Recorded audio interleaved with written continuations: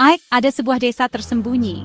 Sebuah permukiman yang keberadaannya nyaris terlupakan oleh dunia luar. Di balik gunung berkabut, di mana kabut tebal menyelimuti setiap sudut dan celah, desa ini bersembunyi dari pandangan. Bahkan namanya tak dikenal orang kota. Sebuah nama yang hilang ditelan waktu dan kesunyian. Jalan menuju ke sana, berkelok-kelok dan terjal, seakan tak pernah dijamah oleh roda kendaraan modern. Seolah menolak pendatang, setiap langkah terasa berat, setiap tikungan menyimpan misteri. Begitu tiba, gerbang desa menyambut dengan keheningan yang mencekam. Aku langsung merasakan aura yang berbeda. Udara berat, seolah ada beban yang tak terlihat menekan dada.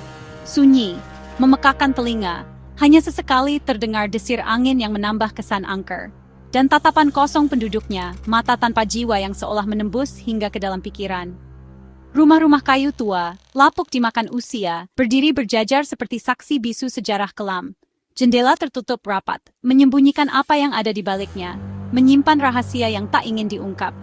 Tak ada suara tawa atau obrolan, hanya keheningan yang mencekam dan menusuk kalbu. Semua bergerak seperti bayangan, tanpa semangat, tanpa kehidupan.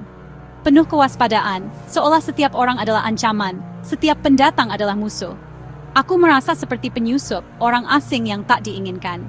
Di dunia yang menolak kehadiranku, di mana setiap sudut memancarkan aura permusuhan, energi dingin merayap di kulitku, bulu kuduk berdiri, tanda bahaya yang tak bisa diabaikan. Ini bukan sekadar desa terpencil, tempat yang jauh dari hiruk-pikuk kota, tapi tempat yang menyimpan rahasia kelam, misteri yang tersembunyi di balik wajah polos desa. Aku tinggal di rumah kecil, sederhana namun terasa asing. Di ujung desa, di mana batas antara kehidupan dan kematian terasa begitu tipis. Dekat pemakaman, tempat peristirahatan terakhir bagi mereka yang telah pergi. Di mana angin membawa bisikan-bisikan dari masa lalu, aroma aneh dan amis, bau kematian yang menusuk hidung. Aku mencoba mengabaikan firasat buruk, berusaha meyakinkan diri bahwa semua ini hanya imajinasiku. Tapi jauh di dalam hati, aku tak bisa membohongi diri sendiri. Aku tahu, ada sesuatu yang sangat salah di sini, sesuatu yang jahat dan mengancam. Sesuatu yang menunggu untuk terungkap, sebuah kebenaran yang tersembunyi di balik tabir kegelapan. Hari-hari berlalu dalam keheningan. Di warung, aku mendengar bisikan tentang penjemputan, mayat yang berjalan sendiri ke kubur. Tradisi katanya, tapi nadanya lebih seperti kutukan. Saat kutanya pemilik warung, ia hanya memperingatkan, ada hal yang lebih baik tidak ditanyakan. Penasaran, aku bertanya pada Pak Lurah.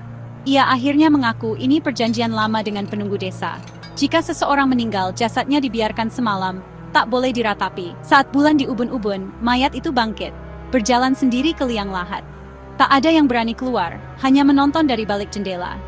Mereka menyebutnya mayat menjemput sendiri. Malam itu, kegelapan menyelimuti desa kami. Desa terasa jauh lebih mencekam dari malam-malam biasanya. Sebuah aura aneh menggantung di udara. Seorang nenek meninggal dunia dan semua orang diliputi ketakutan, mengunci diri rapat-rapat di dalam rumah mereka. Pintu dan jendela dibarikade. Tiba-tiba lampu padam.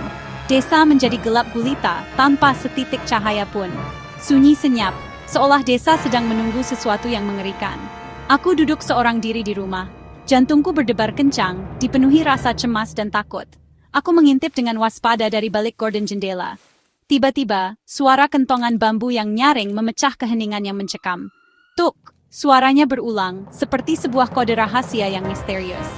Lalu, terdengar suara langkah kaki diseret dengan kasar, pelan, berat dan sangat lambat, berasal dari arah rumah duka yang gelap.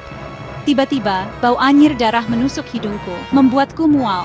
Aku membeku di tempat, hanya bisa menahan napas dalam ketakutan yang mendalam. Suara langkah itu semakin dekat dan jelas, melewati tepat di depan rumahku, menuju ke arah pemakaman desa. Tak seorang pun berani keluar rumah malam itu. Semua warga desa hanya bisa menonton dalam keheningan yang mencekam dan penuh ketakutan. Di malam yang mengerikan itu, aku menyaksikan sendiri dengan mata kepala sendiri, mayat berjalan dengan tegak di tengah kesunyian malam yang mencekam. Seluruh desa menahan napas hingga kengerian itu berlalu, dan malam yang panjang akhirnya usai. Jantungku berdebar kencang. Setiap suara kecil pun terdengar begitu jelas di tengah keheningan malam. Aku mengintip lebih lebar, mencoba melihat apa yang ada di luar sana. Di bawah cahaya bulan yang pucat, jalanan desa tampak lengang dan mencekam.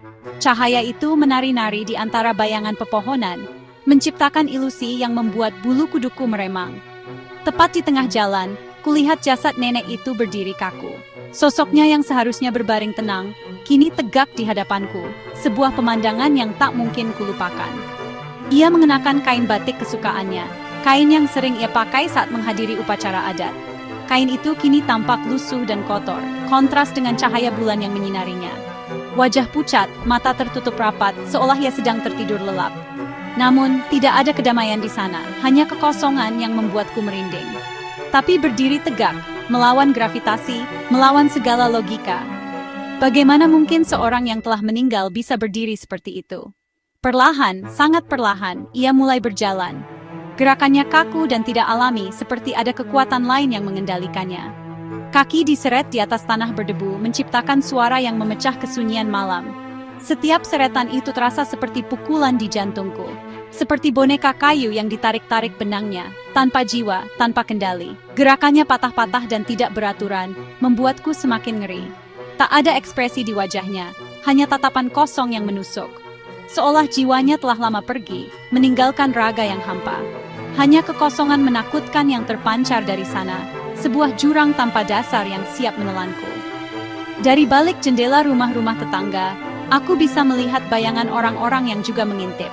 Penduduk lain juga mengintip, menyaksikan pemandangan mengerikan ini dengan mata terbelalak. Ketakutan terpancar jelas dari wajah mereka. Mereka menahan napas, berharap mimpi buruk ini segera berakhir. Tak seorang pun berani keluar dari rumah mereka, terkunci dalam ketakutan masing-masing. Semua jadi saksi ritual mengerikan ini, sebuah pertunjukan kematian yang tak pernah kami bayangkan sebelumnya.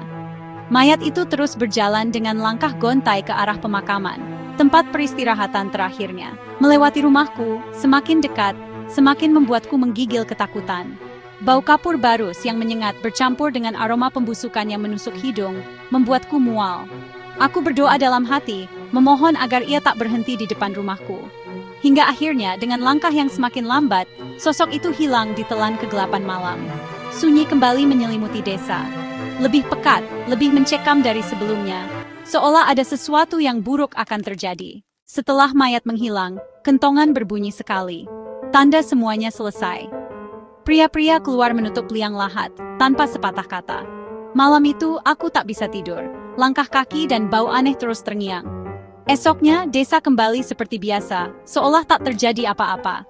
Tak ada yang membicarakan kejadian itu, hanya tatapan penuh rahasia.